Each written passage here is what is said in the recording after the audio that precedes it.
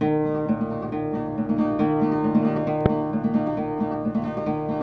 full name is Tommy Siebel Thompson.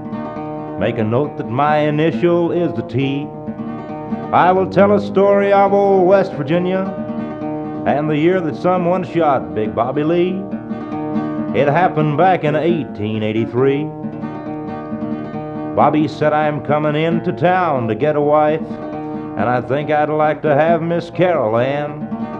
But Carol was my girl, so I decided that I wouldn't give her up to any man.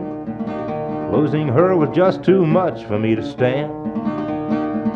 So when Bobby rode to town that Friday morning, biggest, meanest man who ever rode the hills, I shot him from the roof of Sammy's stable.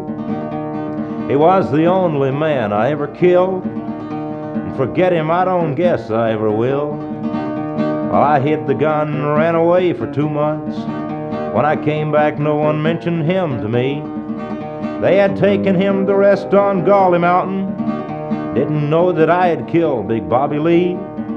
They buried him beneath the little dogwood tree.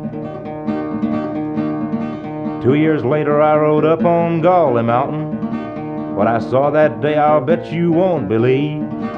That dagwood had grown up to make a letter. Plainly written on the skyline was a T, a message from the grave of Bobby Lee. While I stood staring at that tree in fascination, suddenly I heard a voice in back of me. I whirled around and there stood Bobby's father. He said, "You're the man that killed my Bobby Lee." And I think that's when he fired the gun at me.